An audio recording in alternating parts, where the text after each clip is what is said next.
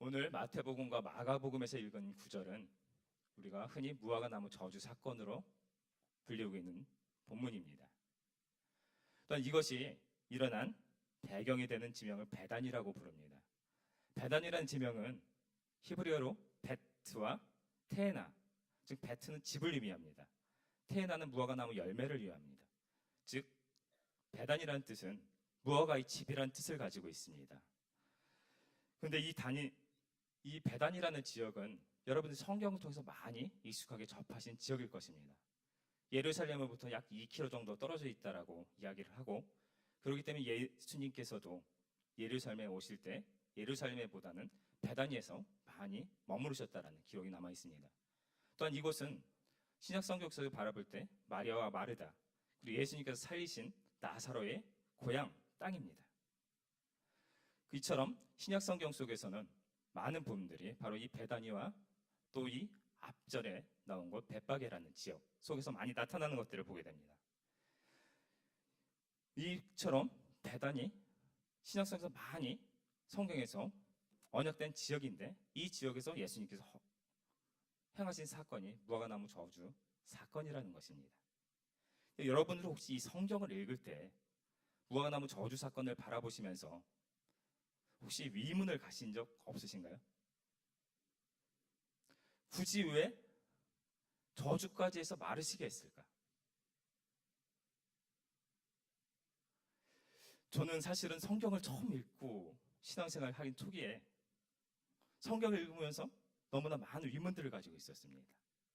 좀 어떻게 보면은 그냥 말씀 그대로 받아들이는 순수한 신앙이라기보다는 저는 사실은 늦게 신앙생활을 하면서 어떻게 보면 교회 비판적이었던 섰던 적이 더 길었던 사람이기 때문에 성경을 보면서 이해가 가지 않는 부분들에 대해서 굉장히 비판적인 위견에 서 있었던 적들이 많았습니다. 그러다 보니 처음 모교회 목사님에게 여러 가지 질문을 하고 왜 이러냐고 물을 때 좀 혼난 적도 있습니다. 너무나 쓸데없는 것들에 집착하지 말라고 말입니다. 그런데 오늘 이런 본문 속에서 나타나는 부분들은 사실은 분명히 유혹이 생김에도 불구하고 사실은 이런 의문이 생겼을 때 실제로 혹시 찾아보신 분 계신가요? 오늘 이 사건의 배경이 되는 부분은 사실은 이들의 문화와 생태와 배경들을 알지 못하면 우리가 온전한 뜻을 알기 힘든 구절입니다. 과거에는 성경의 말씀을 보면서 이런 말씀들을 많이 들었던 것 같습니다. 성경의 말씀들을 잠깐만 이해하려고 따지지 말고 그냥 말씀은 그대로 받아라. 하지만 때로는 우리들에게 성경을 공부해야 될 필요도 있고 그들의 배경에 대해서 알아야 될 필요도 있습니다. 외국의 어떤 학자가 이런 이야기를 했다고 합니다. 우리나라 사람들이 신앙, 특히 성인들의 신앙적인 그런 지식의 수준이 어떻게 보면 아직 어린 수준에 있다. 왜냐하면은 성경을 읽은 것을 굉장히 즐겨하고 많이 읽습니다. 근데 그것의 위문을 가지고 무슨 뜻인지 파고 들어가며 하는 사람들이 적다란 의미인 것입니다. 오늘도 이 본문을 그 문화와 배경사를 알지 못하면 잘못된 해석들이 나오게 됩니다. 성경은 죽어있는 말씀이 아니라 살아있는 말씀입니다. 2000년 전 이스라엘의 역사가 아니라 이 시간 속에서 우리에게 역사하심으로 우리의 삶을 인도하고 우리가 그것에 따라 살아가야 되는 삶인 것입니다. 우리가 온전한 해석이 이루어지지 않는다면 잘못된 하나님의 말씀을, 잘못된 예수님의 말씀을 따라 살아갈 수밖에 없게 되는 것입니다. 저는 예수님께서 굳이 이 무화과나무를 저주하심으로 죽이신 이유가 존재하고 있습니다. 바로 이스라엘 백성들에게, 또한 우리가 읽고 있는 이 시대의 우리 백성들에게 예수님이 하고 싶은 말씀이 있으신 겁니다. 오늘 이 본문 속의 이야기들을 풀어가면서 예수님께서 과연 무슨 이야기를 우리에게 전달하고 싶으셨는지 같이 풀어가 보려고 합니다. 먼저는 사실은 처음에 말씀드렸던 것처럼 지명에 대한 이야기로 좀 시작해 보려고 합니다. 예수님이 이 무화과나무 저주 사건을 일으킨 곳이 바로 베단이라 그랬습니다. 신약성경 속에서 지명들을 바라보면, 특히 예수님이 행적 속에서 나타난 지명들을 바라보면 하나하나가 그 뜻을 바로 예수님 행적과 연관되어 나타나는 것들을 보게 됩니다. 예를 들자면 베들레헴, 바로 빵집이라는 뜻입니다. 빵집에 생명의 양식 대신 예수님이 태어나신 겁니다. 이처럼 우리가 이 지명을 알고 그 본문들을 해석할 때 우리에게 주시는 분명 은혜와 말씀들이 존재합니다. 마태복음 21장 1절을 보면 지금 무화과나무 저주 사건 앞의 이야기들이 나타납니다. 마태복음 22장 1절을 보면 그들이 예루살렘에 가까이 가서 감난산 벳박에 이르렀다라고 기록하고 있습니다. 오늘 이 사건이 일어나기 바로 전에 예수님은 벳박에를 거쳐서 예루살렘으로 거쳐서 베다니로 나오신 겁니다.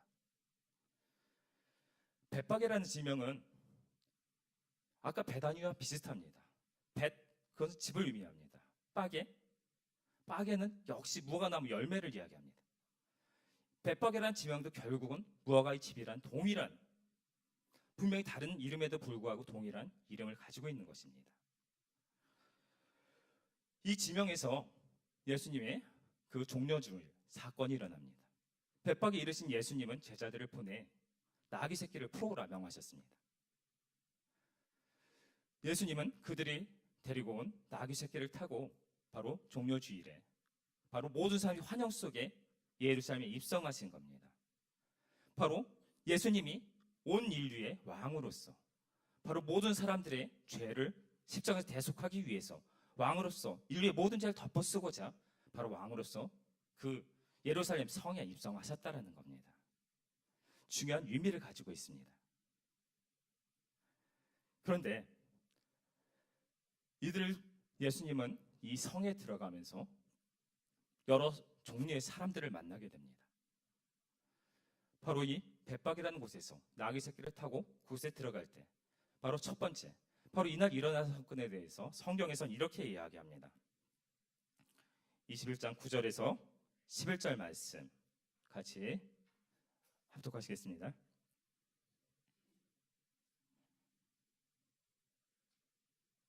자, 찾으셨으면 시작. 앞에서 가고 뒤에서 따르는 무리가 소리 높여 이르되 호산나 다윗의 자손이여 찬송하리로다. 주의 이름으로 오시는 이여 가장 높은 곳에서 호산나 하더라. 예수께서 예루살렘에 들어가시니 온 성이 소동하여 이르되 이는 누구냐 하거늘 무리가 이르되 갈릴리 나사렛에서 나온 선지자 예수라 하니라. 아멘. 온 무리가 소리 높여 예수님을 찬양했습니다. 호산나 다윗의 자손이여 찬송하리로다. 주의 이름으로 오시는 이여 가장 높은 곳에서 호산나 하더라. 온 백성이 예수님을 환영했습니다. 다윗의 자손이라 불렸습니다. 사실 다윗의 자손이라는 말은 자기들이 기다려온 메시아라는 의미입니다. 그런데 이들이 행위가 실제로 메시아를 만난 자로서의 행동은 아니었다라는 겁니다. 그 증거로서 나타난 것들이 무엇이냐면은 이들이 바로 이처럼 예수님을 환영하며 바닥에 종려나무 가지를 깔고 자신의 옷을 깔아 예수님 환영했던 그 입으로 바로 며칠 후에 바로 십자가에 못 박으라 소리쳤던 자들이 동일한 자들이라는 겁니다. 분명히 이 예루살렘 성에 자신들이 그토록 기다리던 메시아가 들어왔는데도 불구하고 그들은 입으로는 다윗의 자손 호산나를 외치고 있으면서도 그들은 온전한 믿음 속에 서 있지 않았던 것입니다. 그들은 메시아를 기다리고 있었지만 그들이 실제로 메시아가 그들 앞에 나타났을 때 메시아를 바라보지 못했습니다. 예수님이 예루살렘 성에 입성하며 바라본 그 백성들의 모습 속에 믿음이 존재하지 않았던 것입니다. 분명 이스라엘 백성들 하나님의 백성이라는 이름을 가진 자들입니다. 율법을 가진 자들이었습니다. 그러나 그들은 메시아의 대망의 소망을 가지고 있었던 자들임에도 불구하고 그들은 온전한 예수님을 바라보지 못하고 있었던 것입니다. 두 번째 만난 자들은 바로 성전에 들어가서 만난 사람들입니다. 예수님이 성전에 들어가서 본 광경이 무엇이었을까요? 그들은 예수님은 들어가서 바라본 것은 온 천하 만민이 모여 기도하는 것이 아니라 바로 이방인들의 온갖 사람들이 모여서 바로 유월절 축제를 앞두고 온 동네 많은 사람들이 모여서 이방인 뜰에서 매매하고 환전하고 짐승을 서로 흥정하며 난리를 피우고 있는 모습들을 보았던 것입니다. 이 성전이 무엇입니까? 바로 만민이 기도하는 집이라고 얘기한 곳입니다. 예수님이 12살 성인식쯤에 바로 그 집을 나의 아버지의 집이라고 부르셨습니다. 바로 그것을 통해서 하나님이 임재하시고 그 백성이 하나님을 만나는 터전이었다는 것입니다. 특히 그 이방인의 뜰은 바로 그곳까지 이방인이 들어와서 기도하며 하나님을 만날 수 있는 곳이었습니다. 그곳이 매매하는 장소로 바뀌고 도둑들의 소굴로 바뀌었을 때 이방인들은 바로 하나님께 기도할 장소를 뺏겨버렸던 것입니다. 예수님이 들어오셔서 발견한 것은 온천한 만민이 모여 바로 유월절 속에서 하나님의 임재를 기다리며 기도하는 모습이 아니라 그들이 온갖 욕망과 자신들의 이익을 위하여 그곳에서 도둑의 속을 만들어버린 성전의 모습들이 나타난 것입니다. 그곳에서 예수님은 바로 기도의 모습과 믿음으로 하나님 앞에 나오는 자들이 아니라 바로 그들의 욕심만을 바라볼 수 있었습니다. 세 번째 사람들은 바로 대제사장들과 서기관들이었습니다. 예수님은 바로 그 성전에서의 모습을 보며 바로 성전 정화 사건이라는 사건을 일으키셨습니다. 채찍을 만들어 짐승을 내어 쫓고 환전상들의 상을 뒤집어 엎으셨습니다. 모든 바로 만민이 기도하는 집을 도둑의 속을 만들지 말라 말씀하셨습니다. 그리하여 그곳을 정하고자 하신 것입니다. 주변의 모든 어린아이들은 호산나 다윗의 자손을 외치고 있었습니다. 유월절 예식을 기다리던 그 성전이 온통 혼란의 도가니로 빠져들었던 것입니다. 그때 대제사장들과 서기관들이 나타나 예수님에게 이야기합니다. 그들은 분노하며 이야기했다고 합니다. 바로 네가 뭔데 이곳에 와서 무슨 권위로 이런 일을 행하느냐라는 것입니다. 이들의 정체가 무엇입니까? 대제사장들, 하나님 앞에 제사를 올리는 자들입니다. 이때까지 예수님이 오시지 않았음으로 인하여 백성들은 제사장을 통하여 하나님을 만났습니다. 하나님 앞에 제사 드리는 자들이 바로 이 소굴을 도둑이 소굴로 만들고 있었습니다. 서기관들, 그들은 성경을 필사하고 성경을 연구하고 또한 백성들의 가르치는 랍비, 선생이었습니다. 이들은 누구보다도 성경을 잘 알고 있는 자들이었습니다. 율법에 대해서 잘 알고 있는 자들이었습니다. 그런 자들이지만 예수님이 눈앞에 왔을 때 바로 이 성전이 주인 되신 자가 바로 이 자신들의 눈앞에 왔을 때 이들은 예수님을 알아보지 못한 것입니다. 그들은 자신들의 욕망을 위하여 그곳을 모든 자들에게 매매하는 장소로 허락하고 그것을 통하여 많은 이익을 얻었습니다. 그들은 자신이 하나님 앞에 제사 드리는 자로서 율법을 가르치는 자로서 연구하는 자로서 권위자로서 바로 백성들의 지도자로서의 권위를 내세우며 모든 행동들을 했지만 실제로 이들에게는 온전한 믿음이 존재하지 않았다는 것입니다. 예수님이 벳바게를 거쳐서 예루살렘을 거쳐 베다니로 나아가셨습니다. 이 속에서 예수님은 이 백성들을 통하여 바로 자신을 기다리는 백성이나 이름을 가진 자들에게서 온전한 믿음을 발견하지 못하신 겁니다. 이들이 분명히 예수님을 기다리고 있다 하면서 예수님이 오셨을 때는 바로 구약 모든 성경의 예언의 성취로서 자신들의 눈앞에 나타났을 때 바라보지 못했습니다. 바로 이 모든 사건들이 일어난 다음 날 아침에 일어난 사건이 무화과나무 저주 사건입니다. 예수님께서는 예루살렘에서 이 일을 마치시고 나아가 주무시고 아침에 예루살렘이라는 성으로 들어가기 위하여 나가시다가 무화과나무를 보셨다고 하셨습니다. 마가복음 11장 13절 아까 읽으신 9절을 보면 이렇게 얘기합니다. 멀리서 잎사귀 있는 한 무화과나무를 보시고 혹 그 나무에 무엇이 있을까요? 가셨더니 가서 보신즉 잎사귀에 아무것도 없더라. 이는 무화과의 때가 아님이라. 멀리서 보니 잎사귀가 있었다고 합니다. 그런데 분명히 성경의 구절에선 무화과의 때가 아니라고 이야기하고 있습니다. 그런데 잎사귀가 무성해졌다는 의미는 무화과 나무에게 있어서 열매를 맺을 때가 되었습니다. 근데 무화과 때가 아니라 이야기하고 있는 것은 무화과 열매가 맺히지 않았다는 것을 의미하는 것이 아닙니다. 무화과 나무의 생태를 바라보면 1년에 약 5차례 정도 열매를 맺는다고 합니다. 그 첫 번째 열매가 이름이 박애 또는 빠개입니다. 첫 번째 맺히는 열매는 상품 가치가 없습니다. 작고 시고 맛이 없다는 것입니다. 그래서 이 시기에 맺히는 열매는 따주지 않으면 그 다음 열매가 맺히지 않습니다. 그래서 무화과 나무 주인들은 이 시절에 빠개가 열리는 이때 가난한 사람들이 따먹도록 그냥 놓아둡니다. 왜냐하면 인부를 동원해서라도 이 빠개를 따내지 않으면 좋은 열매가 맺히지 않기 때문입니다.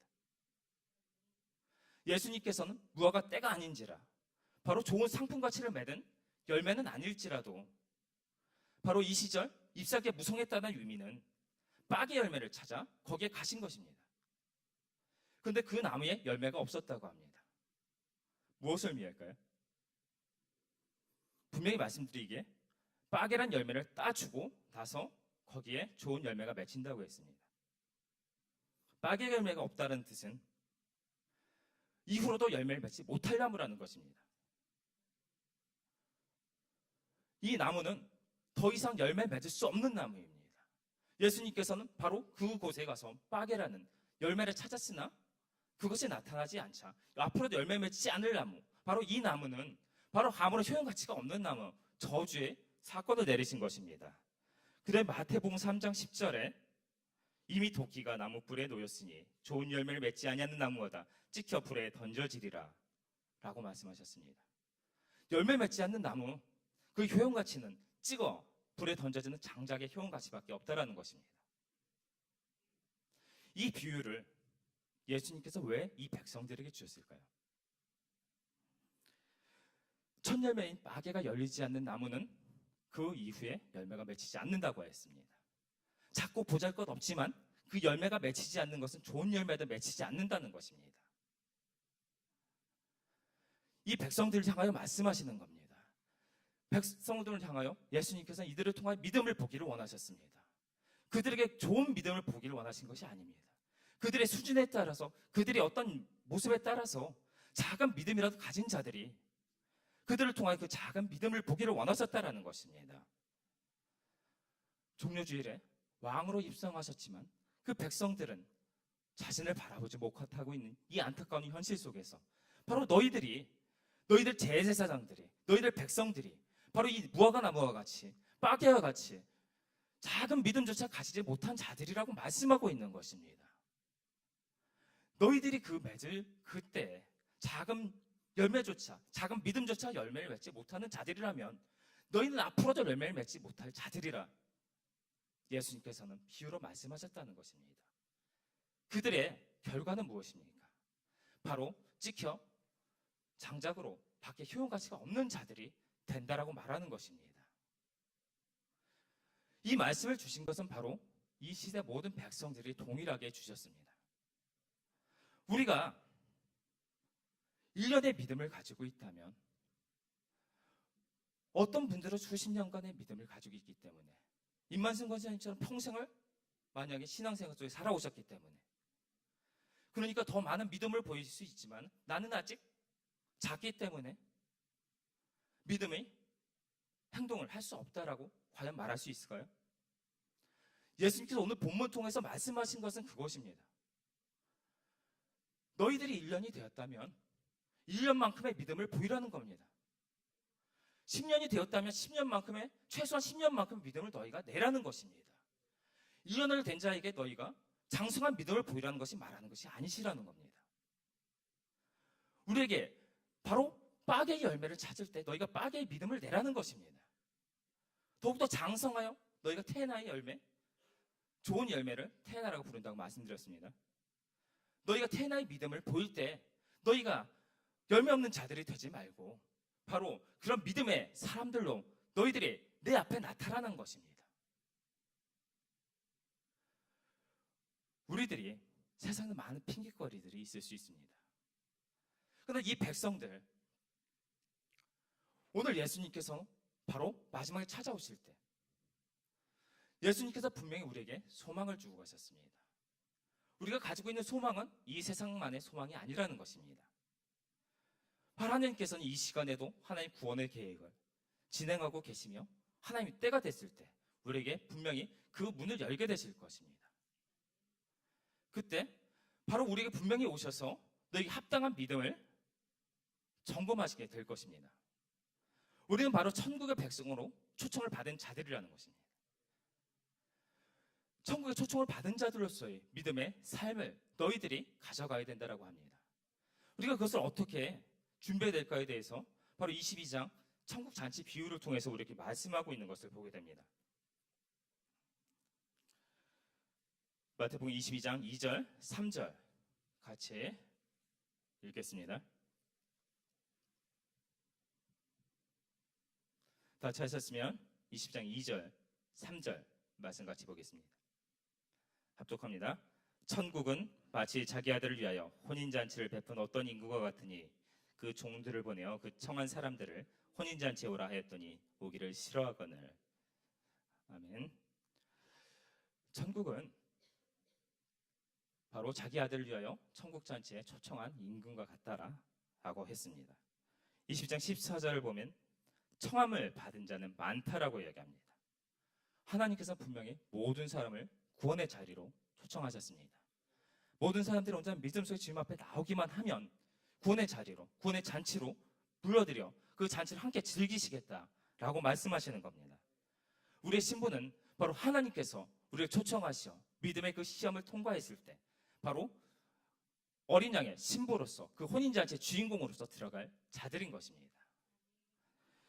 그런데 우리보다 먼저 초청을 받은 자들이 있었습니다. 이스라엘 백성들입니다.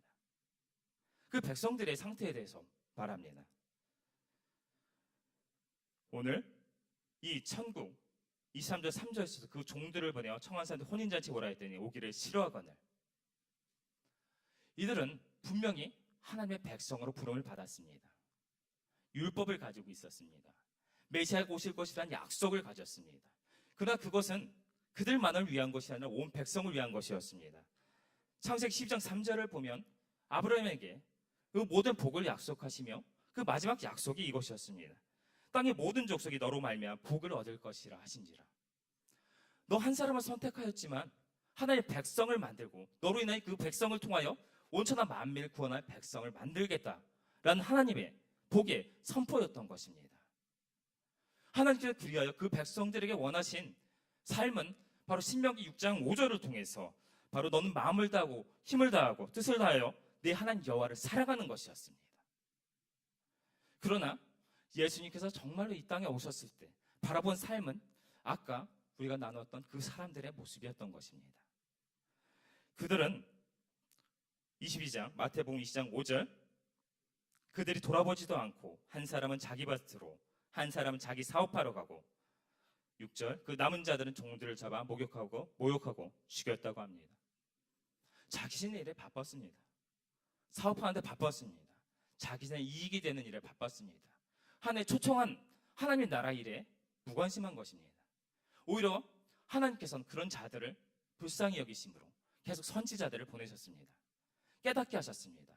그러나 그때마다 그들은 그들의 선지자들을 붙잡아 죽이고 모욕하고 하나님의 말씀을 따라 살지 않았던 것입니다. 결국 그들은 그런 삶을 살다가 예수님께서 눈앞에 왔을 때 예수님조차도 핍박하고 십자가에 못 박혀 죽이고 말았던 것입니다. 결국 결과적으로 복음은 이방인들에게 넘어가는 결과가 나타났습니다. 마태복음 20장 8절, 9절, 10절 합독하시겠습니다. 이에 종들에게 이르되 혼인잔치는 준비되었으나 청한 사람들은 합당하지 아니하니 내거리 길에 가서 사람을 만나는 대로 혼인잔치에 청하여 오라는데 종들이 길에 나가 악한 자나 선한 자나 만나는 대로 모두 데려오니 혼인잔치에 손님들이 가득한지라. 아멘. 예수님께서 모든 자들을 초청하셨다고 합니다. 근데 그 청한 조건이 봉사를 많이 한 사람, 선한 사람, 하나님의 말씀을 따른 자들이 아니라 악한 자, 선한 자, 모든 자들을 부르셨다고 합니다. 하나님 나라에 합당한 자들은 바로 하나님의 복음을 통하여 변화되어 하나님의 위로 덧입혀진 자들입니다. 우리의 행위로 구원받는 것이 아니라는 것입니다. 그 모든 구나 모든 자들을 초청하였음에도 불구하고 근데 합당하지 않은 자들이 있다고 이야기합니다. 임금이 잔치 자리에 나왔다고 합니다. 잔치 자리에 나와 그 가득한 손님들을 바라보는 중에 합당하지 않은 자를 발견하였다고 합니다. 11절, 12절 합독하겠습니다. 임금이 손님들을 도로 들어올세 거기서 예복을 입지 않은 한 사람을 보고 이르되 친구여 어찌하여 예복을 입지 않고 여기 들어왔느냐 하니 그가 아무 말도 못하거늘. 아멘. 유대인의 결혼 풍습을 보면 혼인잔치에는 그 적합한 예복을 입지 않은 자는 들어갈 수 없습니다. 그런데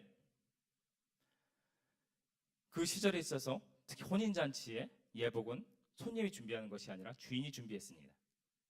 주인이 준비하여 바로 초청장을 보낼 때 그 예복을 같이 보내거나 아니면 손님들이 그 식장에 도착했을 때 그들에게 예복을 내어주고 적합한 옷을 갈아입고 혼인잔치에 참석하도록 하였습니다. 이 본문을 바라볼 때 많은 분들이 나는 적합한 옷을 입고 있는가? 라고 고민하는 분들도 보는 적이 있습니다. 그런데 이 결혼 풍습 속에서 우리가 바라봐야 될 것은 이 적합한 옷은 우리가 준비하는 것이 아니라 하나님이 준비하는 것이란 말입니다.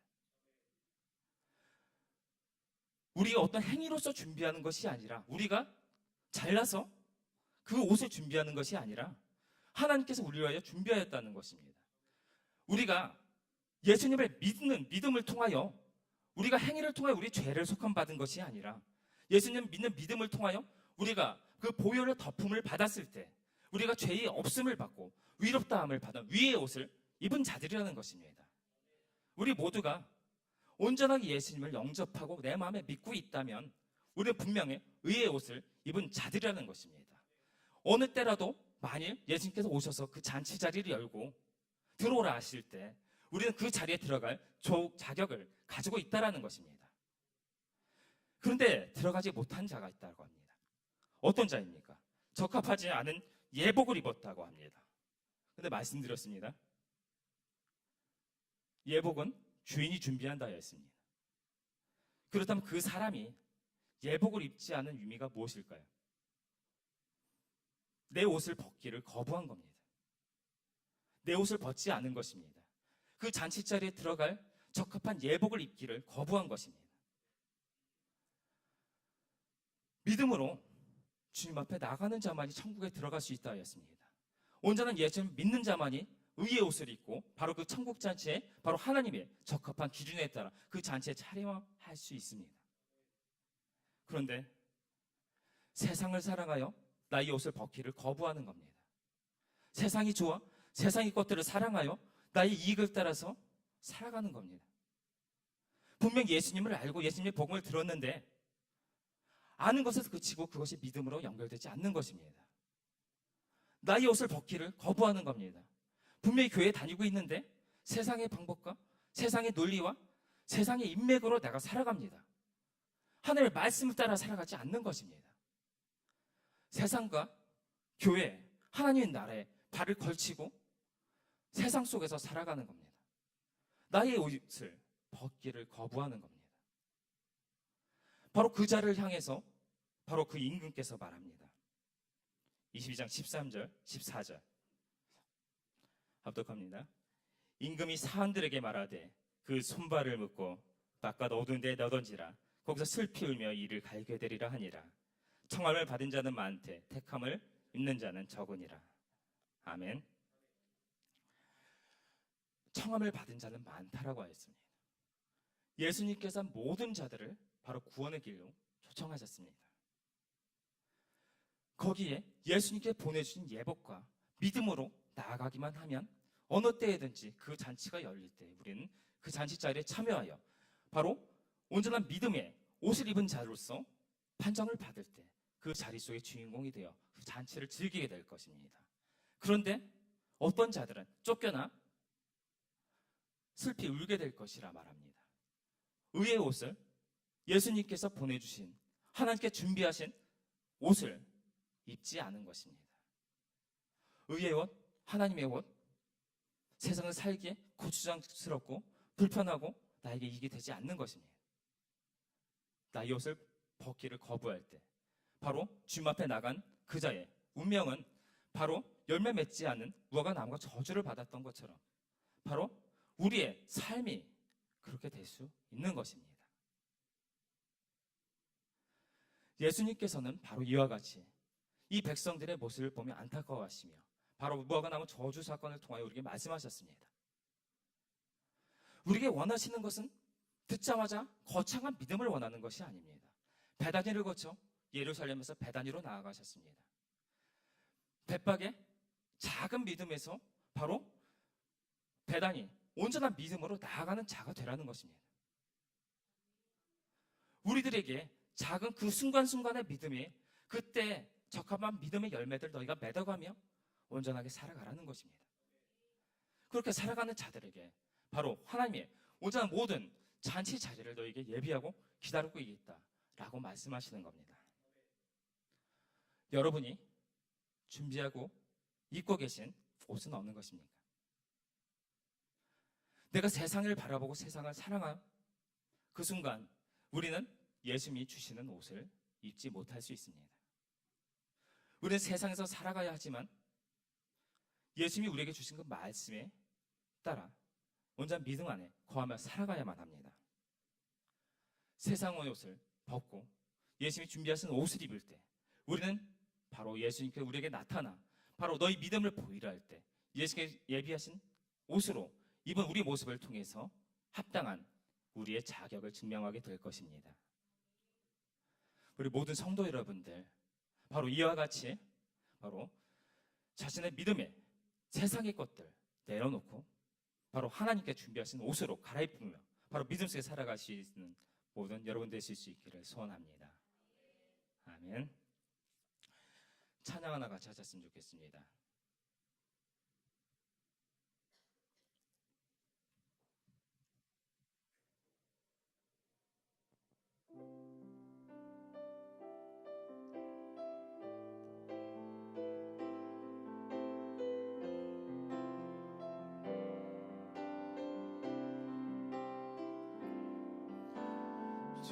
주님 다시 오실 때까지 나는 이 길을 가리라.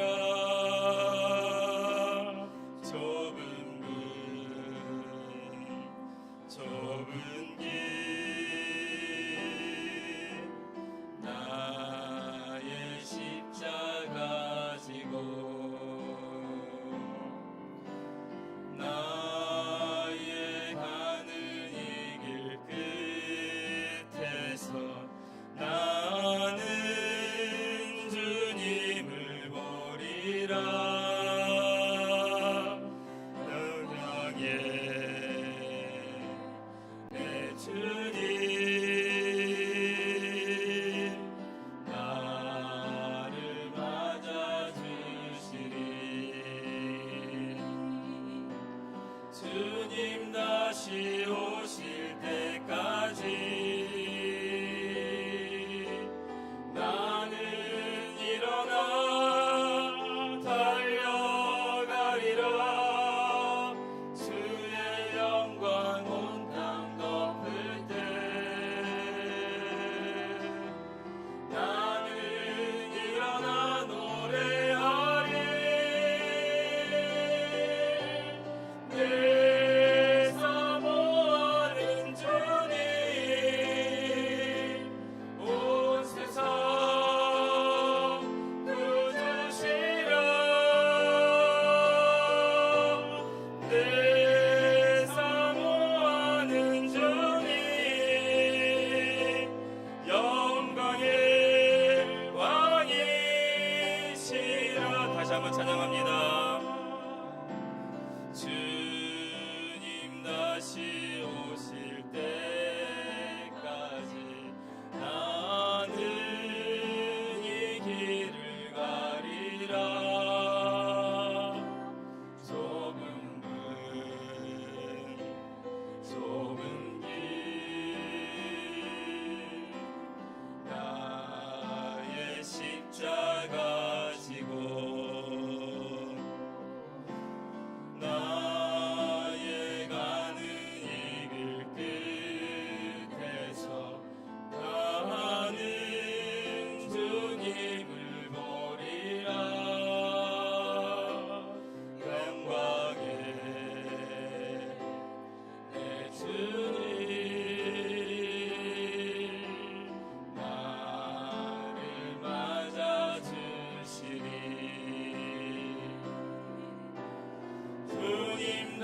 다시 오실 때까지 나는 일어나 달려가리라. 주의 영광 온 땅 덮을 때 나는 일어나 노래하리. 내 사모하는 주님 온 세상 구주시라. 내 사모하는 주님 영광의 왕이시라. 주님 다시 오실 때까지 나는 일어나 달려가리라. 주의 영광 온 땅 덮을 때 나는 일어나 노래하리. 내 사모하는 주님 온 세상 구주시라.